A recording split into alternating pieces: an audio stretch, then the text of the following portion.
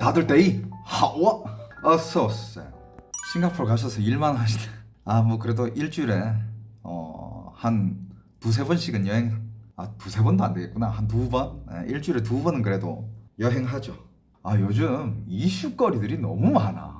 이거를 그냥 흘러보내기가 너무 아까워. 요즘 국제사회에 재밌는 일들이 너무 많이 일어나고 있어요. 뭐 예를 들어서 어제는 오늘 하루는 일 생각하지 말고 쉬자. 그러다가 쉬다 보면 핸드폰 보게 되잖아. 근데 핸드폰 보다 보면 이거 뭐지 이거? 무슨 뉴스야 이거? 또 보다 보면 이런 일이 있었어? 잠깐만 이거 빨리 오늘 진짜 어디서부터 얘기를 할까? 이거 시작하기가 무섭네. 오늘 이거 시작했다 하면 이거 3시간이야. 자, 그러면 요거부터 얘기하자. 저번에 우리가 세계 부자들의 인구가 어디로 많이 들어가고 그 다음에 중국 부자들은 어느 나라들로 많이 이렇게 숨어 들어가는지 자산 이동을 하는지 여기에 대해서 우리가 얘기를 좀 해봤잖아요. 요번에는 그러면 어떤 얘기를 할 거냐면 부자만 얘기하지 말고 그냥 전체 중국 사람들을 봤을 때 과연 중국 사람들은 어느 나라들로 많이 퍼져 있을까? 여기에 대해서 얘기를 해보겠습니다. 어딜 것 같아? 제가 이 자료를 또 빡시게 조사해 왔거든요. 과연 그냥 중국 인구 자체가 과연 어디로 많이 퍼져 있을까? 태국, 미국, 일본? 미국 갔다고? 베트남 갔다고? 아닌데. 자, 여러분들, 중국인들이 제일 많이 체류하고 있는 나라가, 자, 여러분들 1위부터 갑니다. 이거 숫자가 좀 재미가 없네. 1위부터 가자. 여러분들, 인도네시아 1120만. 와, 나 인도네시아 이렇게 많은 줄 몰랐어. 2위 태국 980만. 야, 이거는 그냥 작은 나라의 인구야. 이건 그냥 작은 나라의 인구입니다. 이거는 그냥 이거는 거의 무슨. 3위 말레이시아 780만. 여러분들, 이제 여러분들이 원했던 답이 옵니다. 4위가 미국이야. 4위 미국 약 600만. 미국에 많다. 그 다음도 대박이야. 5위가 싱가포르 310만. 근데 싱가포르는 원래부터 중국인들이 많았어요. 싱가포르 인구가 600만 정도거든. 반 이상이 화인이야. 여기는 여기 중화권이야. 화교가 세운 나라라고도 얘기할 수 있을 정도로. 그렇지. 오늘 싱가포르 얘기 많이 나옵니다. 저 지금 싱가포르 와 있거든요. 싱가포르 관련돼서 오늘 얘기 많이 나와요. 싱가포르이 먹혔다고요? 여러분들 오늘 끝까지 들어봐야 돼. 자, 그 다음에 6위가 캐나다. 6위가 캐나다 200만. 근데 캐나다는 뭔가 생각보다 작았어. 더 많을 줄 알았는데. 캐나다 200만. 그 다음에 7위가 이것도 뭐 여러분들이 다 예측할 거예요. 호주 150만. 그 다음에 8위가 이제 남은 거 대한민국밖에 없잖아. 네, 8위가 한국 80만. 9위가 일본 77만. 베트남 10위 75만. 이렇게 됩니다. 자, 근데 여러분들, 이거는 좀 지난 통계야. 이게 2023년 건가 2024년 건가 그래. 2023년 건거 같아. 2023년 거. 지금 또 많이 달라졌을 수 있죠. 다른 나라도 그렇고 지금 많이 달라졌을 수 있어요. 조선족 포함이지. 조선족 포함. 근데 여러분들, 이건 좀 옛날 통계야. 오늘 우리나라 중국인들이 과연 얼마나 많을까 제가 다뤄드릴 거예요. 조선족 포함이면 300만 된다고요? 그 정도 안 돼. 불법 체류자까지 합치면 그 정도 되려나? 아무튼 이따가 얘기가 나와요. 좀 기다려봐. 요즘 중국에서 어떤 주제가 뜨고 있냐면 중국 사람들이 요즘 이민을 많이 가는, 요즘이야. 이거 완전 따끈따끈한 소식이에요. 요즘 이민을 많이 가는 나라 탑3가 있습니다. 중국이, 이거는 부자든 가난한 사람이든 뭐 중산층이든 모든 사람들 다 포함한 거야. 요즘 중국 사람들이 이민을 많이 가는 나라 탑3. 1위가 싱가포르입니다. 근데 싱가포르는 뭐 저번에도 얘기했듯이 여기는 진짜 부자들이 어떻게 보면 천국이라 할 수 있는, 근데 좀 어정쩡한 부자는 싱가포르로 오기가 좀 부담스러운 약간 그런 곳이거든요. 근데 싱가포르는 이게 코로나 사태 때부터 중국인들이 싱가포르로 진짜 엄청 많이 들어왔어요. 중국의 최고 부호, 대표적인 부호들이 막 그냥 자금 싸서 들어오는 판에 하이디라오 사장 들어왔고 리방치 사장도 들어왔고 다 들어왔는데 들어오자마자 싱가포르 대표 6대 부호가 됐잖아. 그러니까 막 다른 사람들 일단 중국어권이고 살기가 편해. 그리고 환경이 굉장히 좋아요. 교육적으로도 좋고 안전하고 뭐 싱가포르는 정말 진짜 약간 좀 뭐라 해야 될까 빠질 게 없어 딱히. 그러니까 1위는 싱가포르. 하지만 진짜 이때까지 계속 싱가포르 이민 붐이었거든. 2022, 2023, 2024 막 계속 싱가포르로 오는 붐이었는데 요즘은 이게 살짝 꺾였어. 왜냐? 싱가포르 물가 너무 올랐다. 물론 여전히 대부호들, 어마어마한 부호들은 싱가포르 오는 걸 여전히 좋아해.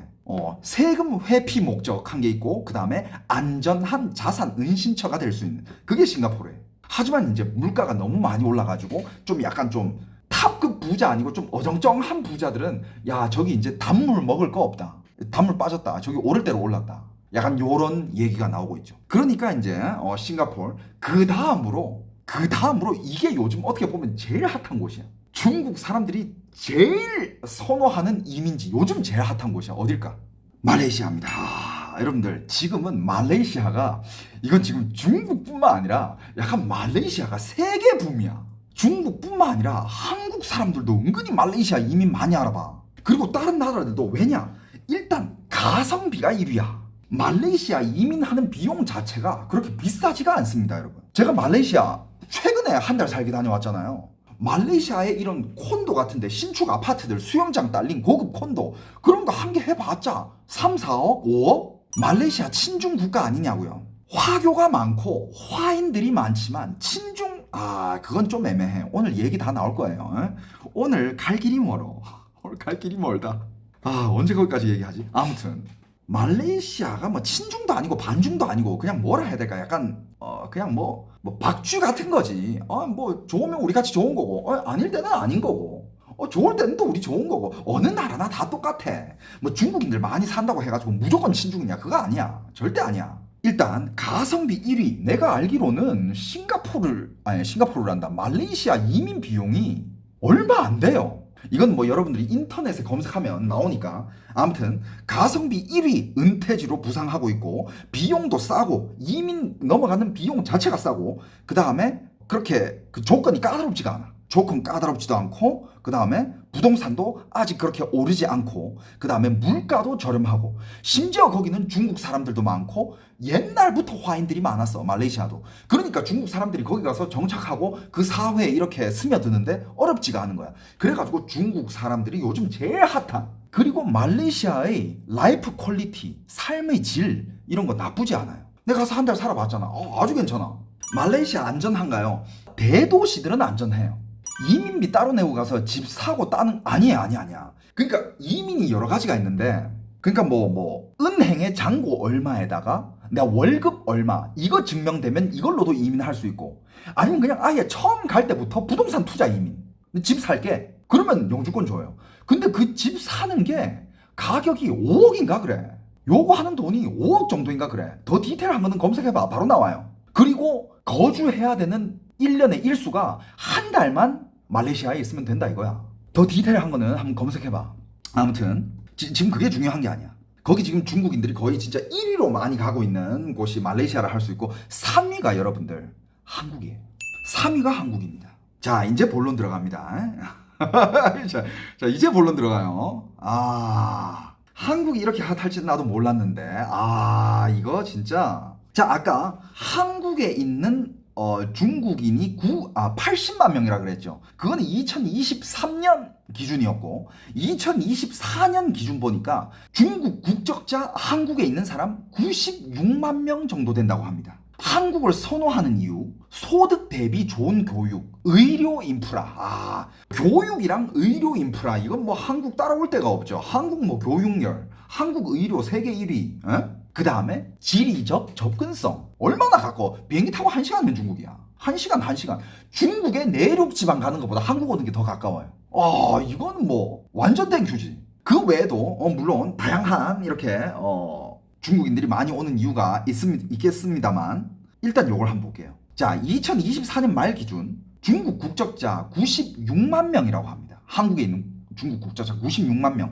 제가 이걸 왜 검색을 해봤느냐, 왜 이거 자료 검색을 했느냐, 저번에 제가 이거 컨텐츠를 올리고 나서 댓글을 봤는데 댓글이 거의 한 4,000개 달렸을 거야 아마. 근데 그 댓글 중에 여기저기서 대한민국에 살고 있는 여기저기 사람들이 저 부산 어디 사는데 가끔씩 출근할 때 중국어가 너무 많이 들려가지고 여기가 한국인가 중국인가 싶다. 어떤 사람은 뭐 의성에 있는데 여기 중국 사람들 왜 이렇게 많이 돌아다니는지 모르겠다. 또 어떤 사람은 지금 여기 대전인데 어디 갔는데 중국 사람들이 가득 차 있더라. 또 어떤 사람은 어디서 시장 운영하고 있니까. 그러니까 대한민국 전국 여기저기에서 막 댓글에 저 어디 사는데 여기 중국 사람 많다. 아니 과연 대한민국에 중국 사람들이 그렇게 많나? 그리고 맞아, 대학에도 중국 유학생들이 너무 많더라. 대림, 여러분들 서울의 대림 쪽은 거기는 그냥 중국이에요. 간판이 다 중국 글자야. 거기 가잖아, 나 약간 중국 거리 오는 것 같은 그런 느낌이 들어요.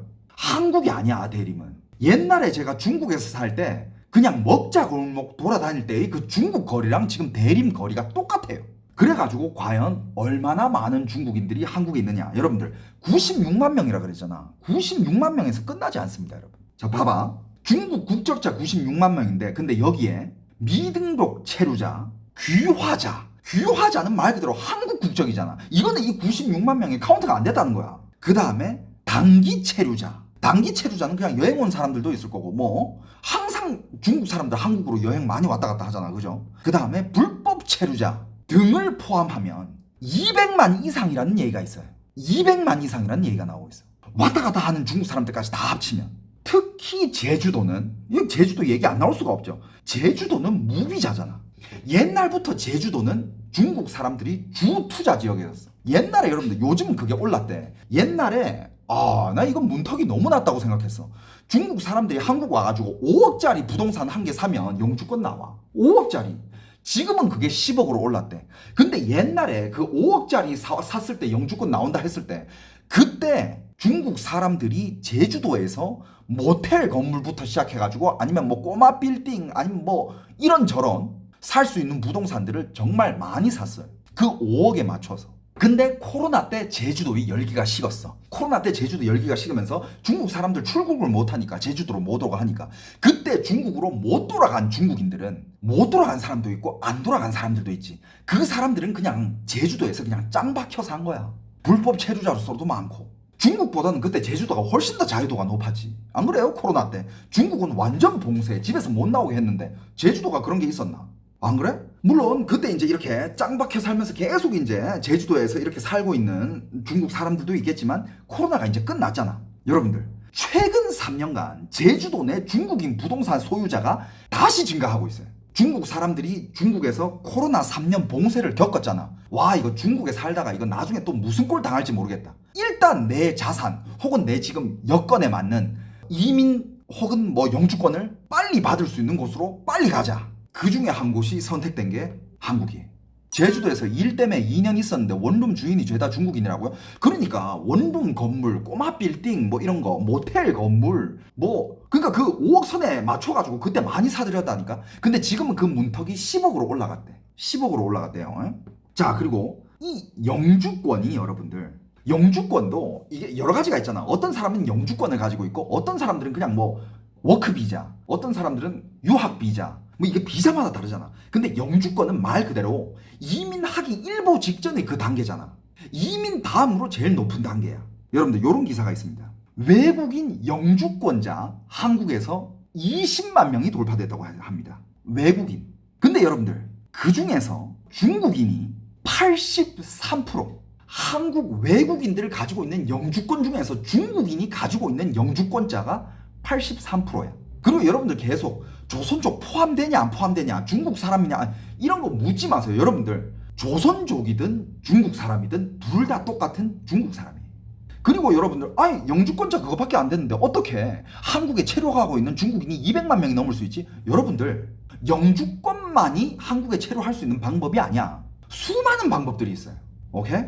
자, 요 부분을 한번 읽어드릴게요.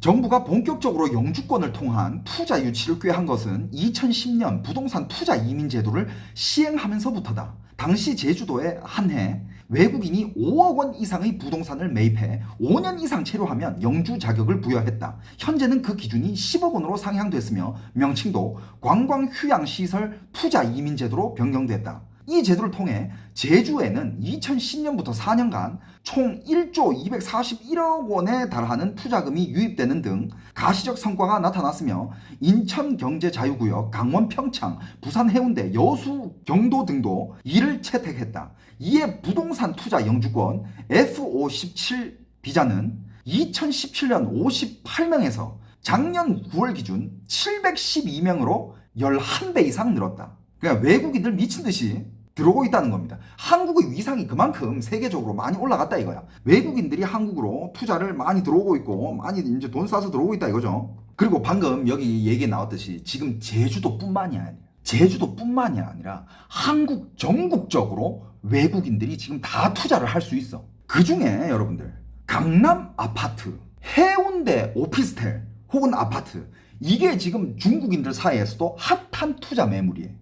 여러분, 강남에 아파트가 많이 오르잖아. 근데 어디 고가 갱신했다더라, 어디 아파트 얼마로 또 최고가 경신했다더라, 이런 기사 나올 때마다 그 매수자가 외국인들이 많아. 그렇죠. 외국인들도 부동산 담보대출 받을 수 있죠. 이자 내면서. 자, 그러면 왜 중국 사람들이 그렇게 한국으로 이민을 오는가? 아까 간단하게 교육도 좋고 인프라도 좋고 의료 좋고 그다음에 거리도 가깝고 이런 이유도 있겠지만, 일단 중국의 상황을 보면 일단 중국의 부동산 시장 붕괴가 있습니다. 중국의 부동산 시장은 진짜 지금 너무 불안한 상황이야. 거기에 돈 묻어놨다가 무슨 꼴 당할지 몰라. 이미 수많은 중국인들이 중국에서 부동산을 샀다가 지금 몇 방 때려 맞아가지고 길거리에 앉은 사람들이 수두룩해요. 그것도 있고, 공산당의 감시 강화. 공산당들이, 여러분들 중국의 CCTV가 세계에서 제일 많은 거 그건 알고 있죠. 그 다음에 언론, SNS 검열하고, 말 함부로 잘못했다가 바로 봉쇄시켜버리죠. SNS 아이디 없애버리고 정신교육시키고. 그 다음에 또 뭐가 있습니다. 환경 불안. 물론 중국의 대도시들은 치안이 좋아. 근데 소도시라든지 아니면 이제 좀 치안이 안 좋은 그런 도시들도 있거든요. 그런 환경, 안전 환경 이런 것도 문제고, 그 다음에 큰 거, 제가 진짜 이번 달에 주구장창 다뤘던 건 뭐가 있습니까? 난 이거 제일 큰 이유라고 봐. 중국의 식품 위험성. 솔직히 10억 정도 가지고 한국으로 올 수 있는 사람, 혹은 다른 나라든 어디든 이렇게 이민을 갈 수 있는 사람 입장에서, 그 돈을 가지고 있는 사람 입장에서 중국에서 그런 말도 안 되는 화학, 방부제 첨가된 이런 식품들을 먹고 싶겠습니까? 식품, 이게 굉장히 큰 이유 중에 한 개예요. 그 다음에 노후 불안. 중국도 이 노후 불안이라는 게 건강 문제도 있고 중국의 의료 이런 것도 있잖아요. 의료 하면 한국이니까 그런 거 보면서 한국에 오는 거고, 그 다음에 한국 자체의 매력. 이거는 이제 어떻게 보면 이제 한류가 한몫한 게 큽니다. 한류라든지 한국 드라마라든지 한국의 여러 가지 문화, 케이팝이라든지 이런 것들을 어릴 때부터 보면서 자란 애들이기 때문에 한국에 대한 동경이 있어요. 이것도 한몫하고, 그리고 한국을 원하는 이유 중에 또 한 개가, 이건 약간 좀 의외였어. 이건 즉 그만큼 한국에 중국 사람들이 많다는 뜻이거든. 뭐냐? 정착하기 쉬운 지역 사회와 화교 커뮤니티. 그러니까 중국 사람들만의 그런 커뮤니티가 있어. 우리는 모르지. 우리도 우리들만의 커뮤니티가 있을 거 아니야. 다운 카페라든지 네이버 카페라든지 아니면 한국인들이 하는 그런 모임이 있을 거 아니야. 근데 중국인들은 한국 와서 물론 그런 걸 쓸 수도 있겠지만 중국 사이트를 통한 화교 커뮤니티가 중국에 아주 잘 만들어져 있어. 그러니까 중국 사람들이 한국 와서 정착하는데 되게 쉽다 이거야. 와, 그들만의 시스템. 그렇죠. 거기서 그들이 집도 구하고 구인 구직 공고도 내고, 요즘 한국에 뭐가 좋다더라, 이런 거 챙겨 먹어라, 이런 보조금 챙겨 먹어라, 실업수당 받으러 가라, 이런 것들. 그들만이 그 커뮤니티가 있어. 우린 몰라. 그렇죠. 한국으로 따지면 맘카페 같은 것들. 이렇게 중국인들이 많이, 그게 한국이든 아니면 싱가포르든 말레이시아든 외국으로 많이 탈출하는 이유 중에 한 개가, 중국 사람들끼리는 말 안 해도 다 알아. 진짜 위기가 올까봐. 그러니까 코로나를 겪으면서 중국 사람들이 정말 많은 못 볼 꼴들을 봤잖아요. 그죠? 거의 무슨 가축처럼 가둬놓았었잖아. 그러니까 그걸 당하고 나서 언제 또 무슨 일 당할 줄 모른다.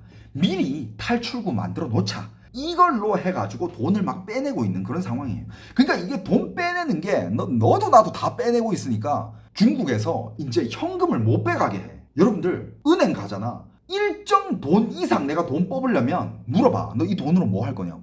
왜 이 돈 빼내냐. 이걸 따져요. 함부로 현금 인출을 안 해줘. 내 돈인데. 아니 내 돈 내가 빼겠다는데? 아니 이유를 말해봐라. 왜 빼려 하냐. 근데 공산당 입장에서는 이렇게 얘기를 해요. 아, 난 네가 보이스 피싱이나 어디 사기당할까 봐 그런다. 국민들을 위한 정책이기 때문에 어느 정도 액수가 초과되면 쓸 용도를 밝혀야 우리가 현금을 뽑아줄 수 있다. 그리고 이 많은 현금을 뽑기 위해서는 시간이 필요하다. 개인 입장에서는 얼마나 속이 터집니까? 아니 나 지금 보이스피싱 당하는 것도 아니고 나는 그냥 진짜 내 친구가 나한테 돈 빌려달라고 해가지고 내가 빌려주려고 돈 뽑는 거다. 그 돈 빌리는 친구 데려와 봐라. 그리고 걔가 그 돈 가지고 어디에 급해서 어디에 쓸렸는지 그 서류 떼와라. 이런 식이야. 안 줄 수도 있는 거예요. 근데 만약에 진짜 본인이 진짜 써야 되고 무슨 출처 서류 이런 걸 다 밝힐 수 있다면 뽑아주는데, 근데 기사 중에 그런 걸 봤어. 급하게 써야 될 돈이라 가지고 친구 수술비를 뭐 빌려줘야 된다 했는데 안 뽑아줬다는 거야. 그래가지고 왜 내 돈도 내 마음대로 못 뽑냐 이러면서 누가 SNS 올린 거야. 되게 화제가 된 적은 있어요. 그리고 뭐 계속 뭐 CBDC 그러는데, CBDC 그게 뭐냐면 그게 이제 중국은 다 이제 어떻게 보면 QR코드 한 개로 다 끝나잖아. 어떻게 보면 걔네들은 그 어느 나라보다 미리 이 전자화폐를 쓰기 시작했다고 봐도 돼. 화폐를 전자화 시킨 거지. 근데 이 전자화폐를 쓰잖아요. 코로나 때도 그거 이미 다 시행했는데 내가 QR코드 한 개만 가지고 있으면 이것도 지하철로 타고 밥값도 계산하고 어디 가나 내가 돈이 나갈 때가 있으면 이거 QR코드로 다 찍어버리니까. 그런데 이게 찍어버리는 게 물론 이게 뭐 되게 발전돼 있다. 되게 문명사회네. 이런 생각을 가지고 있을 수도 있지만 안 좋은 점들은 당신의 일거수일투족이 다 감시돼. 개인 재산 통제는 그건 너무 쉬운 일이고 당신의 일거수일투족, 네가 오늘 이 QR코드를 어디서 찍었냐 이것만 보면 네가 하루 종일 뭘 했는지 다 알아. 장점도 있지만 단점도 있습니다. 여러분들 이게 무조건 선진 문명이다 도입해야 된다 이건 아니라고 봐. 시행착오를 겪을 시간이 필요하고 천천히 도입해야 돼요. 일단 살짝씩 좀 시행하다가 요 한 부분까지만 요거 좀 써보다가 단점이 있으면 보완하고 장점이 있으면 더 도입하고 그런 식으로 조금씩 이렇게 하면서 개인의 여러 가지 권리까지 지켜주면서 이걸 천천히 도입해야 되지, 이거 한꺼번에 확 도입되면 안 돼요. 그거 안 돼. 정말 이거를 도입해가지고 개인 뭐 프라이버시라든지부터 시작해가지고 개인의 권리까지 다 보호하면서 다양한 방면을 다 케어하려면 완벽한 법이 있어야 되는데 그 법은 처음부터 완벽할 수가 없잖아. 조금씩 개선해 나가면서 조금씩 터치를 해야 되는 거야. 그건 제 생각이에요. 제 생각. 물론 뭐 다른 생각을 가지고 계신 분들 많겠죠. 그런 분들은 님들이 생각이 맞아요. 저한테 따지지 마세요. 그러면 이 문제를 또 얘기해 봐야 돼. 그러면 중국인들이 그렇게 한국을 선호하면서 진짜 그렇게 많은 중국인들이 한국에 오면 한국 사회에 어떤 충격을 줄 수 있느냐? 이건 뭐 여러분들이 아는 분들도 많을 거예요.